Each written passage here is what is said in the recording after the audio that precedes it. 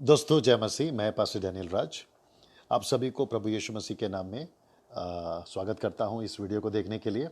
मैं परमेश्वर का धन्यवाद देता हूं कि आप लोग मेरे वीडियोस को देखते हैं, पसंद करते हैं और आप लोग उसको लेकर अपने जीवन में लागू करते हैं। कई कॉल्स आते हैं, कई सेवकों के कॉल्स आते हैं और वो कहते हैं कि हम आपके टीचिंग को फॉलो करते हैं और अपनी कलीसिया में सिखाते हैं।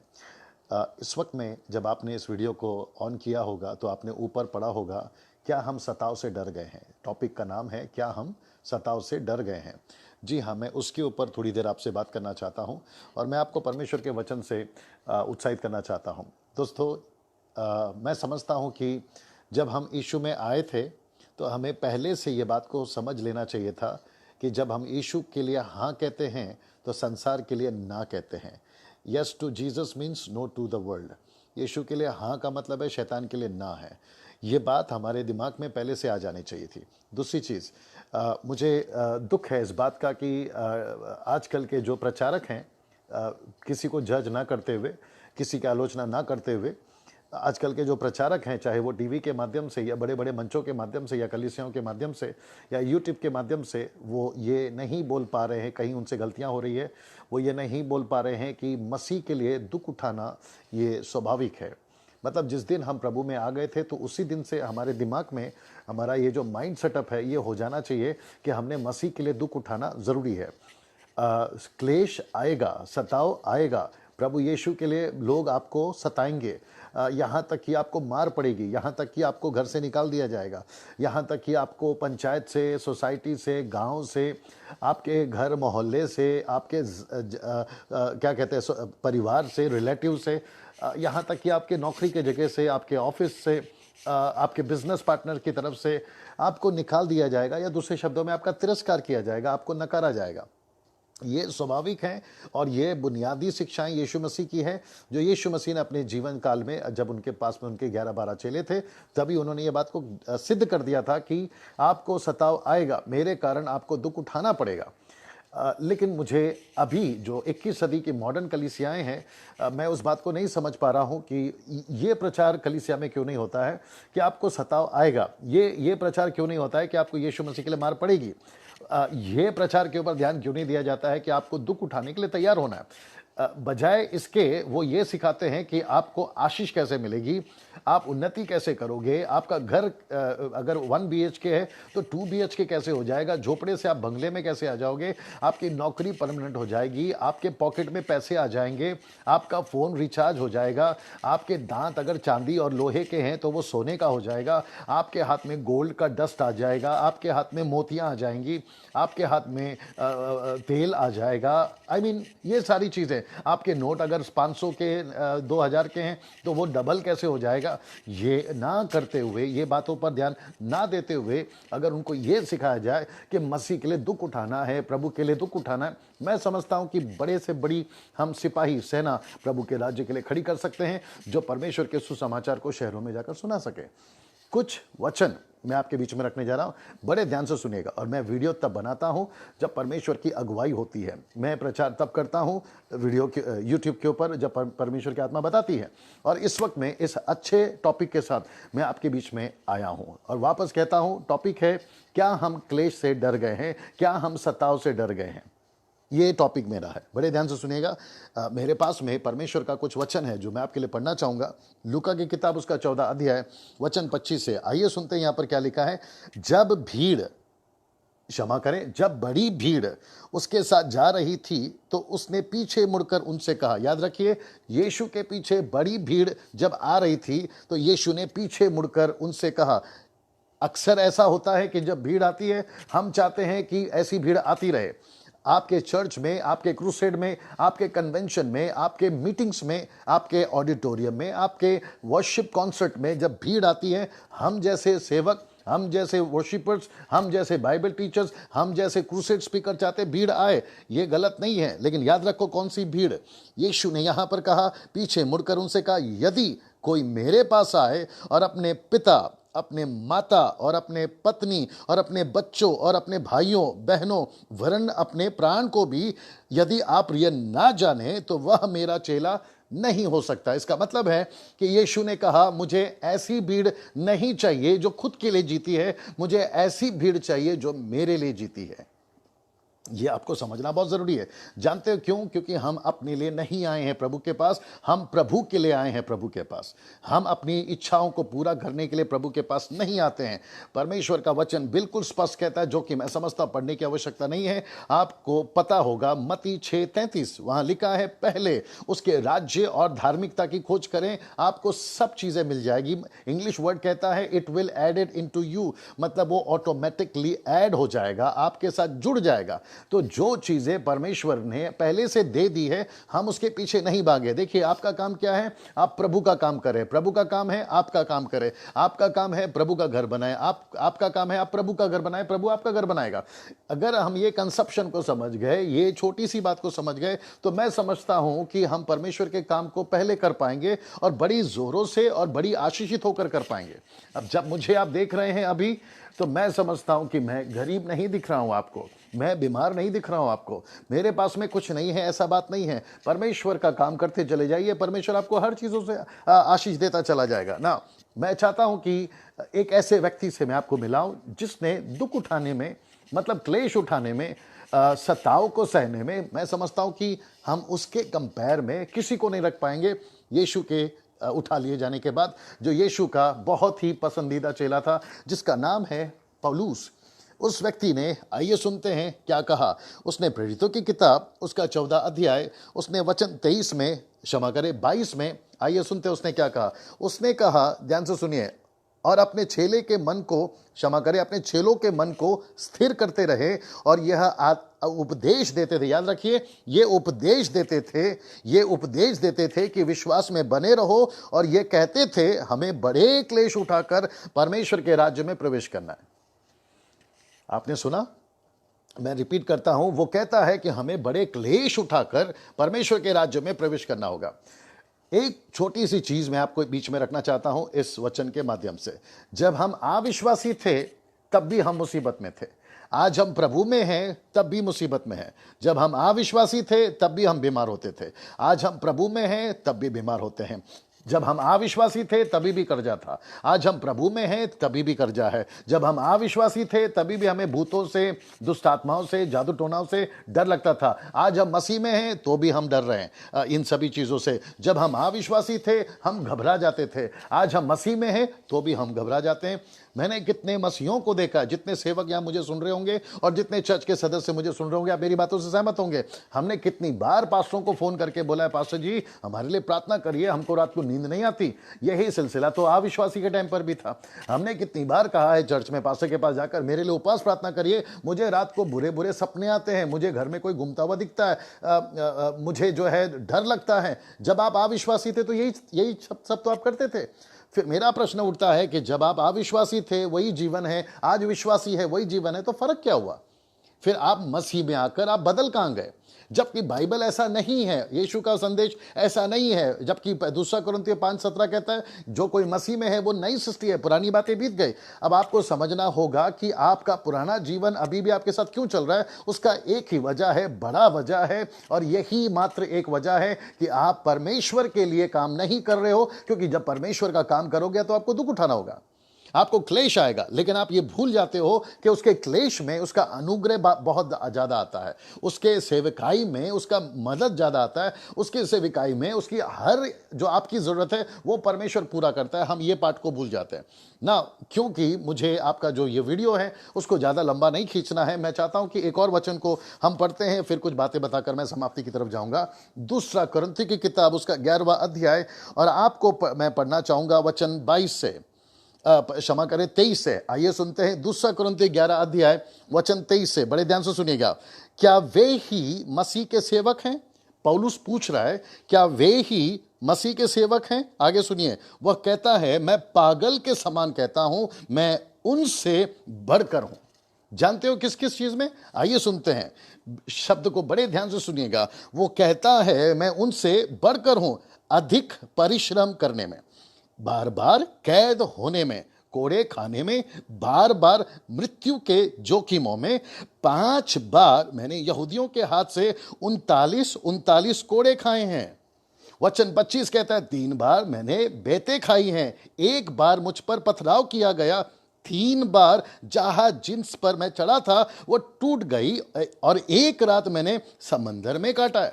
आगे सुनिए, वो कहता है वचन 26, मैं बार बार यात्राओं में, नदियों के जोखिमों में, डाकुओं के जोखिमों में, अपने जाति वालों के जोखिमों में, अन्य जातियों के जोखिमों में, नगरों के जोखिमों में, जंगल के जोखिमों में, समंदर के जोखिमों में, झूठे भाइयों के बीच के जोखिमों में।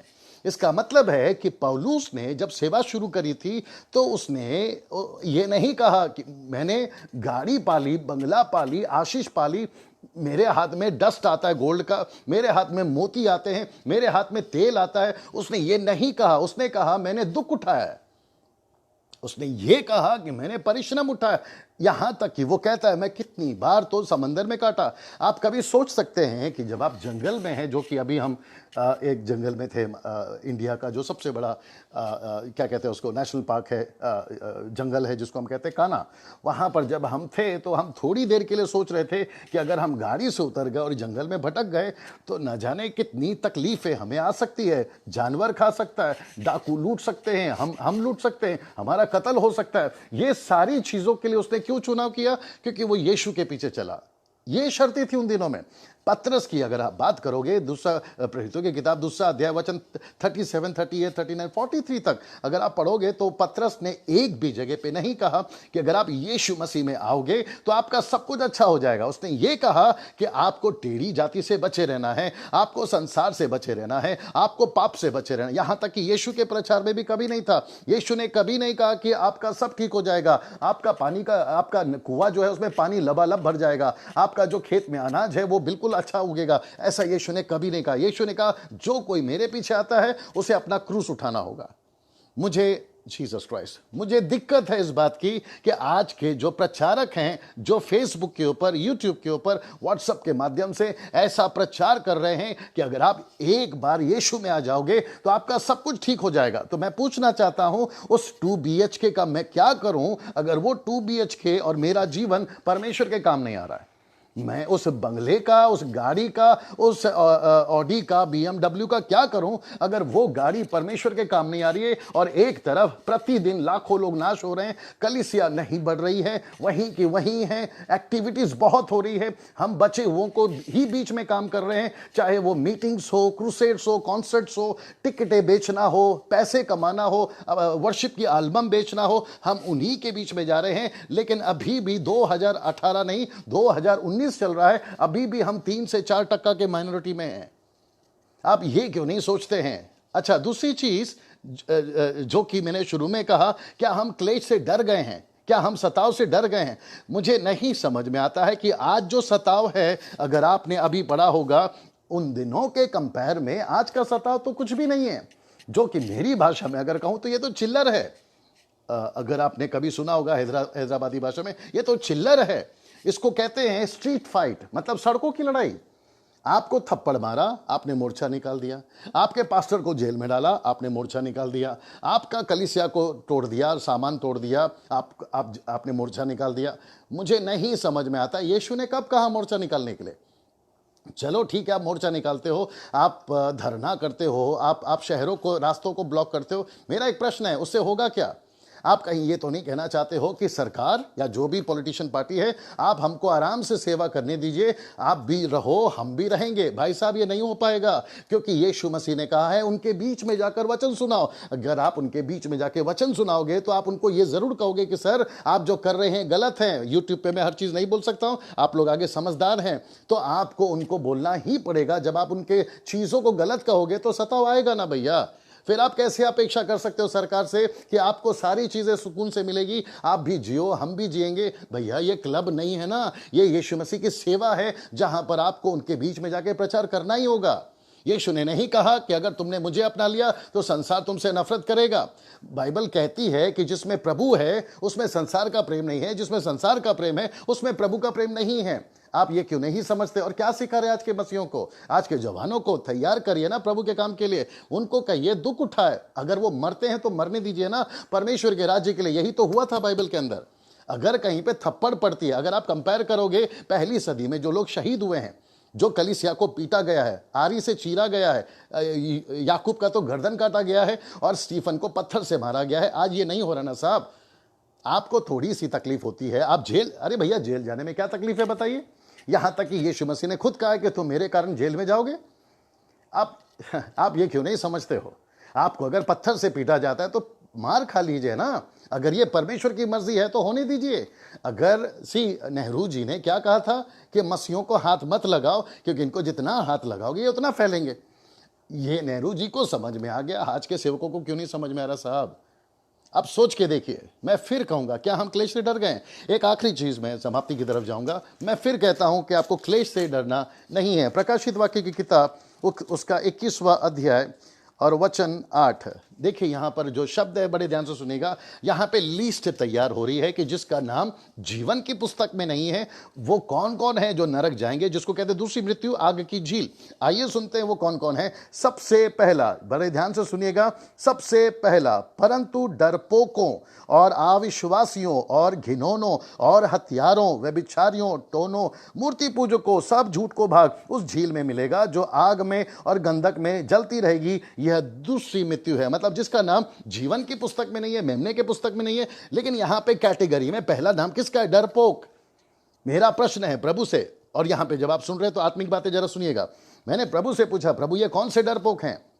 ये वो डरपोक नहीं है जो भूत बंगला में जाने से डरते हैं, रात को कब्रिस्तान में जाने से डरते हैं। ये वो डरपोक हैं जो, जीसस क्राइस्ट, यहां पे लिखा है अविश्वासी। अविश्वासी कैसे हो गए? क्योंकि सुसमाचारक सुनाने वाला डर गया तो अविश्वासी अविश्वासी रह गया। मूर्ति पूजक कैसे मूर्ति पूजा में रह गया? क्योंकि अविश्वासी डर गया सुसमाचार सुनाने से। व्यभिचारी व्यभिचारी क्यों करने लगा? क्योंकि विश्वासी जो सुसमाचार सुनाता है वो डर गया। तो यहां पर लिखा है कि सबसे पहले मैं उसको नरक में डालूंगा जो मेरे सुसमाचार के लिए डरता है।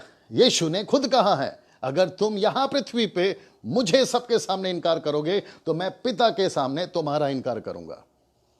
मैं आप सभी को चैलेंज करना चाहता हूं, आप सभी को हिम्मत देना चाहता हूं, आप सभी को उत्साहित करना चाहता हूं कि आप ये जो अभी सताव आ रहा है ये कुछ नहीं है जो यीशु मसीह ने अपने पवित्र शास्त्र में आने वाले दिनों की चर्चा की है, उसके कंपेयर में ये कुछ नहीं है। अगर आप ये छोटे से सताव को देखकर अगर आप इतना डर गए हैं तो फिर वो जो बड़ा सताव आएगा उसके सामने आप क्या टिकोगे? आपका प्रेम ठंडा हो जाएगा, आपका विश्वास डगमगा जाएगा। नहीं कहती है बाइबल, जिसने अपना घर चट्टान पर बनाया है, आंधी आएगी तूफान आएगा तो मतलब आएगा ना। आप मजबूत कब खड़े रहोगे? जब आप वचन में बने रहोगे। आप मत डगमगाइए, आप मत हिलिए। कितनों को मैंने देखा है, अभी बीच में मैं एक वीडियो देख रहा था कि उनको थोड़ा सा सताव आया, उन्होंने उनके जो आराधना होती है उन्होंने वहां पे जाके सरेंडर कर दिया। वो कहा कि हम आप जो कहेंगे हम करने को तैयार हैं। उन्होंने मसीह को त्याग दिया। चाइना के अंदर जो मसीह में प्रभु में आते हैं उनसे ये नहीं पूछा जाता है पहला सवाल कि आप यीशु को मानते हैं। उनसे पहला ये सवाल पूछा जाता है कि यीशु के मानने के बाद, बपतिस्मा लेने के बाद, अगर आपके घर पर कोई आकर धमकी दे कि आप यीशु को छोड़ो नहीं तो हम आपका कत्ल कर देंगे, अगर वो कहता है कि नहीं मैं उसके बावजूद भी यीशु को नहीं छोड़ूंगा, उनको ही बपतिस्मा दिया जाता था या दिया जाता है अभी भी। लेकिन यहां क्या चल रहा है सोच के देखिए आप। क्या हम क्लेश से डर गए हैं? क्या हम सताव से डर गए हैं? क्या हम प्रोसिक्यूशन से डर गए हैं? सोच के देखिए। जितने गांव में सेवा करते हैं, आपको नहीं डरना है। आपके पीछे पॉलिटिशियन नहीं हो सकती है, आपके पीछे कोई संस्था का हाथ नहीं हो सकता है, आपके पीछे कोई बड़े पास्टर का हाथ नहीं हो सकता है, लेकिन आपके पीछे प्रभु का हाथ है जिसने आपको भेजा है। जो पौधा मेरे स्वर्गीय पिता ने लगाया उसको कोई नहीं उखाड़ सकता, लेकिन उसको जिसने नहीं लगाया वो उखाड़ दिया जाएगा। जिसके लिए दरवाजा खोला है उसको कोई बंद नहीं कर सकता, जिसके लिए बंद किया है उसको कोई नहीं खोल सकता। तो मैं आप सभी को कहना चाहता हूं, जितने वीडियो को देखते हैं, और साथ ही साथ शेयर करिए, उसको लोगों तक पहुंचाइए। मैं फिर कहता हूं, मत डरिए। आप मरते हैं, मर जाइए, क्योंकि अगर ये परमेश्वर की इच्छा है कि आप मरे, मर जाइए। अगर आपकी कलीसिया टूटती है, टूटने दीजिए। अगर आपको सताव आता है, आने दीजिए। बाइबल कहती है, मैंने ये सारी चीजें अगर आपके साथ होती हैं उसमें परमेश्वर की महिमा होगी। अगर आपको सताया जाता है, पौल जब तक शौल था तब तक कलीसिया को सताता रहा, प्रेरितों की किताब 9वां अध्याय। लेकिन परमेश्वर ने कहा, शौल शौल तू मुझे क्यों सताता है? 4वां वचन। लेकिन उसने कहा, मैंने आपको कब सताया? तो उसने कहा, जो कलीसिया को सताता है, जो दूसरों को सताता है, वो मुझे सताता है। मैं आप सभी को कहना चाहता हूं, जो गांव में सेवा करते हैं, जो शहर में सेवा करते हैं, आपको अगर वो सताते हैं तो आपको नहीं, प्रभु को सताते हैं। आपको नहीं डरना है। और याद रखिए, एक्शन कोई नहीं लेगा, एक्शन प्रभु लेगा आपके बिहाफ में। अगर आप बुलाहट में हैं तो उम्मीद करता हूं कि आपको मेरी ये बातें समझ में आई हैं। आप ज़रूर नीचे कमेंट्स कर सकते हैं, शेयर कर सकते हैं, मेरा नंबर है, आप उसमें मुझसे बात कर सकते हैं। प्रभु आपको आशीष दे। Thank you so much. God bless you.